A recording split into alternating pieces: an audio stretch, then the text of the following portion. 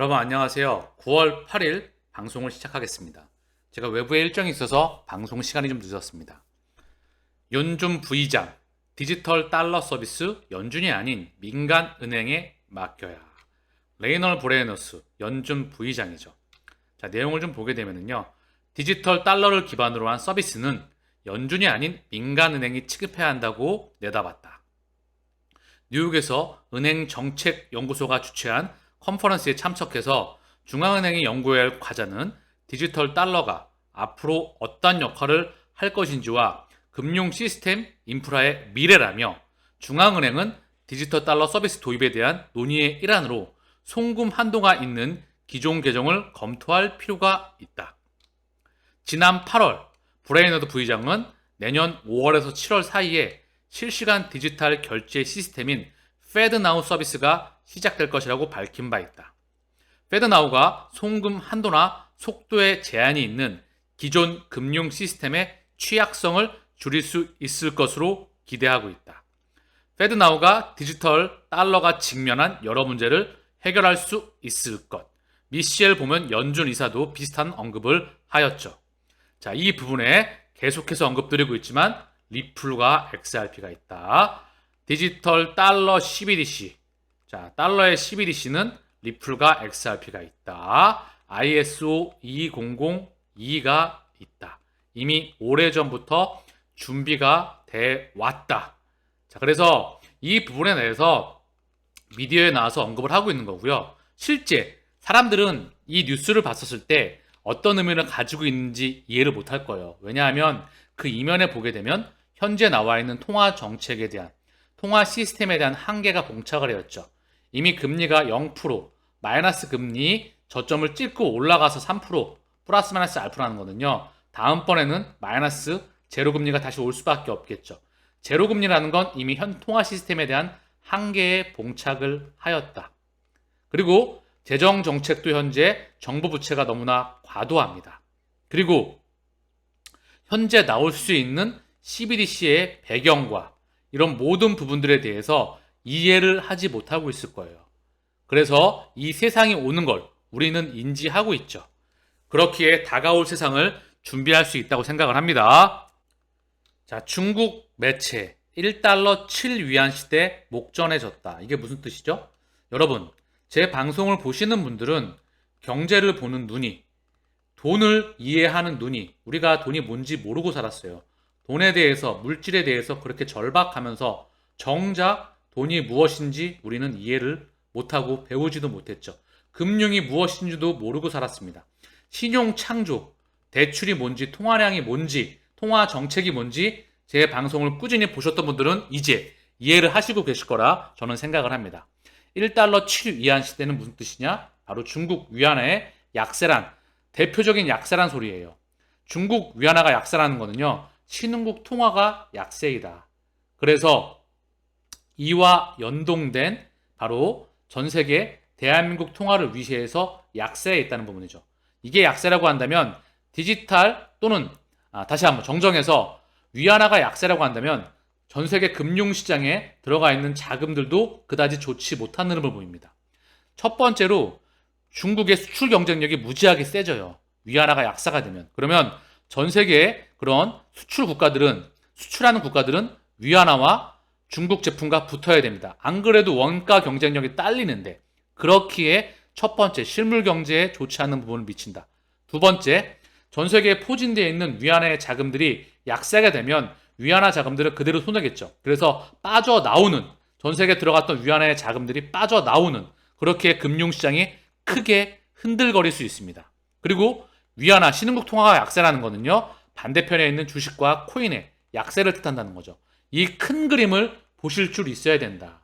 예전에 위안화 약세를 통해서 환율 전쟁을 또 진행한 바가 있습니다.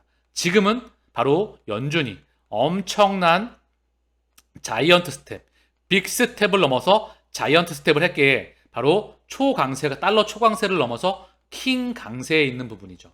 이런 부분들과 맞물려서 신흥국 통화의 바로 첫 번째 주제인 위안화가 엄청난 약세로 들어갔다는 거예요. 그게 바로 1달러 7위안 시대입니다. 요게 안정화가 돼야 바로 코인과 주식시장과 자산시장과 금융시장과 국채금리가, 미 국채금리가 안정화가 될 수밖에 없어요. 사실 또한 이 이면에 물가가 있다. 그렇기에 물가, 금리 이꼬르 경제 성장률, GDP 경제 성장률 플러스 물가 상승률이라고 했죠. 여기에 환율, 각국 돈의 지금 1달러 추리한 교환 비율. 자, 그래서 유가, 금리, 환율. 이 3대 경제 지표를 우리는 그동안에 모르고 살았습니다. 이제 알면 되는 거예요. 그리고 앞으로도 계속 제가 끊임없이 언급을 드리겠습니다.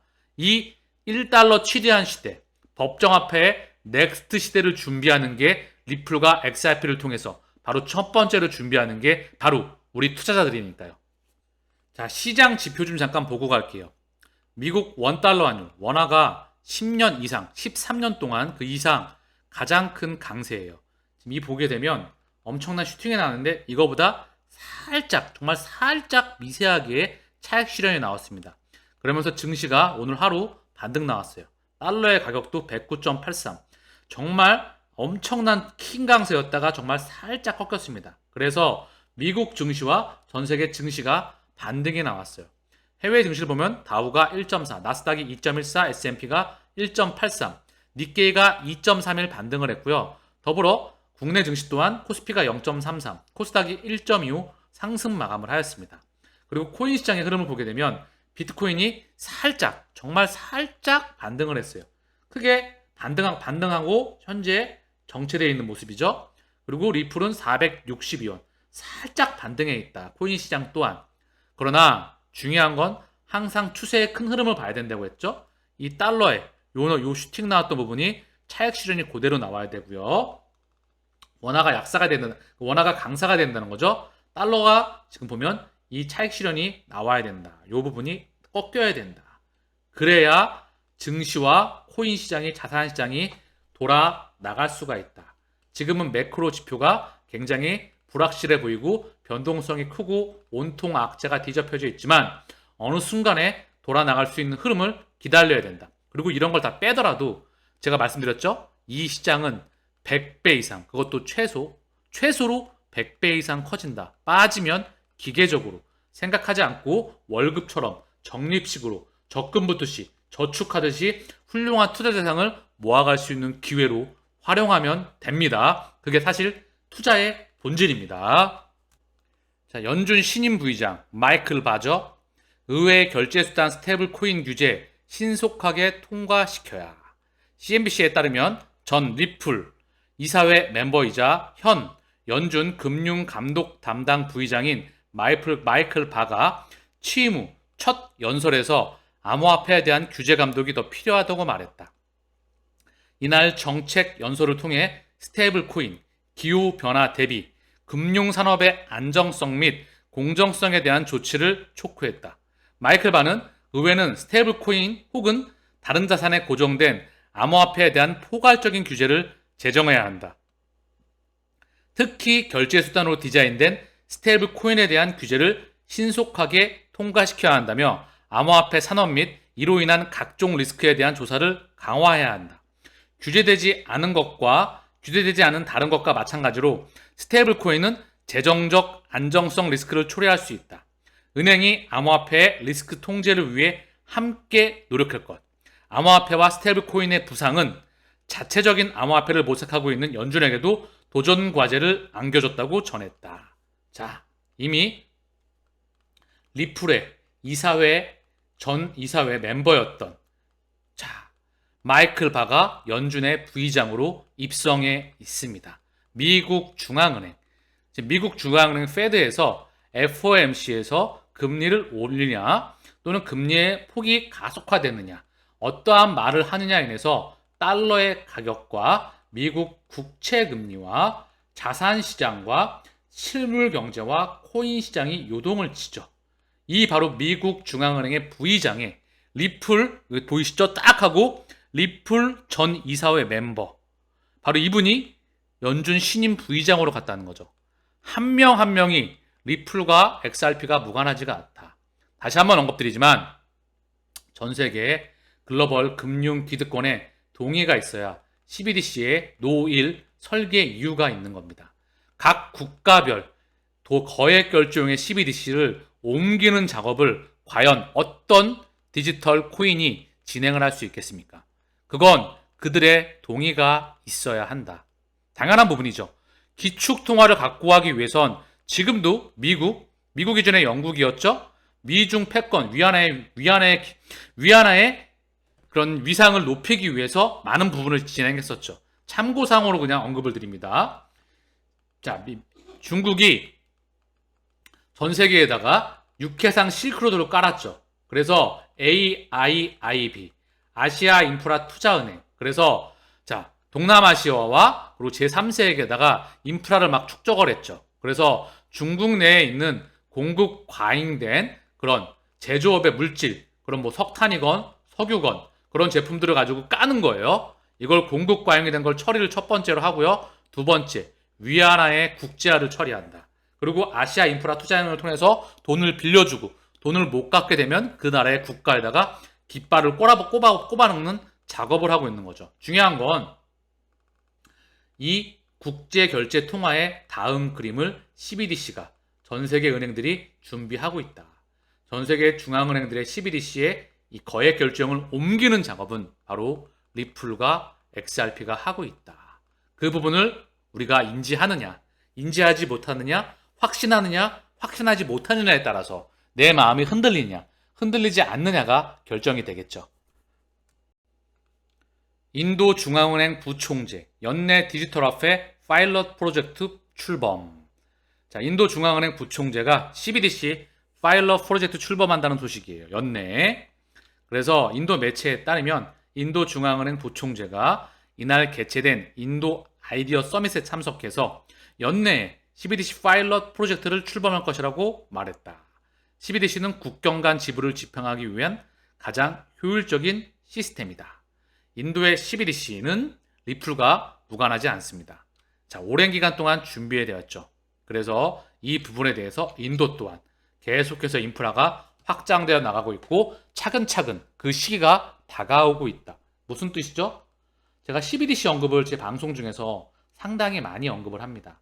CBDC가 다가온다는 건 리플과 XRP의 세상이 다가오고 있다는 거예요. CBDC를 채택하는 국가가 늘어나고 상용화되는 국가가 늘어날수록, 그리고 상용화되는 금융기관이 늘어날수록 XRP의 가격은 상승되게끔 설계가 되어 있다라는 부분을 제가 이미 수십 번 언급드렸죠. 아직 CBDC가 상용화된 국가가 거의 없죠. 전 세계에 3개, 이것 또한 아직까지 그 금액이 크지 않습니다.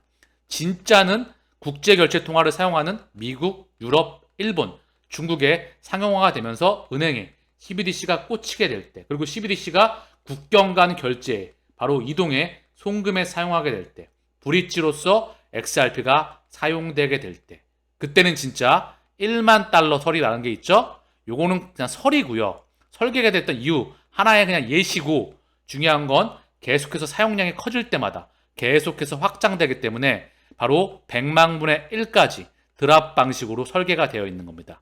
이 부분을 바로 설계 방식을 이해하느냐, 이해하지 못하느냐가 또한 장기 동행하는데, 멘탈을 관리하는데 중요한 부분입니다. SEC 게리 겐슬러 의장, 대다수 암호화폐는 증권, 암호화폐 거래소도 증권 거래소. 자, 여전히 똑같은 말을 하고 있어요. 참 시간을 질질 끌기도 하고요. 이거에 대한 영역에 대한 확장인지, 미디어에서는 그런 말을 상당히 많이 하죠. 모든 코인은 증권이다. 그래서 SEC가 다 통제를 해야 된다라고 해서 계속해서 끊임없이 미디어에서 언급이 되고 있죠. 중요한 건 전 세계 제도권에 대한 규제와 틀을 만들기 위한 작업에서 저는 시간을 끌기 위한 작업으로 보여집니다. 그렇기에 SEC와 리플 간의 소송이 무척 중요한 국면에 다가오고 있다. 대다수 암호화폐는 증권으로 간주되어야 하고 암호화폐 거래소는 증권 거래소이며 업계에서는 그러길 바라진 않겠지만 발행인과 거래소 모두 SEC에 등록해야 된다. 자, 한 발짝도 후퇴하지 않았다. 오히려 암호화폐에 대한 그의 기존 입장이 더욱 강화되고 있는 듯한 발언이다. 똑같은 말을 하고 있고요. 그렇기에 어느 정도 상원과 하원에서 스테이블 코인, 그리고 증권이냐, 코인이 상품이냐, 그리고 CFTC와 SEC와, 그리고 하원과 상원, 더불어 EU, 대한민국, 사실 미국과 유럽에서 규제가 정해지게 되면 전 세계는 이걸 보면서 따라가는 흐름이 있었죠. 그렇죠? 그래서 이 흐름에 대한 부분이 나와야 된다. 근데 이 흐름에 대한 부분 또한 법정화폐, 현 통화 시스템과 무관하지 않을 것 같아요. 그리고 현재 진행되고 있는 재정정책과 통화정책과 맞물려서 저는 집행되리라 생각을 합니다. 차분하게 지켜보시죠.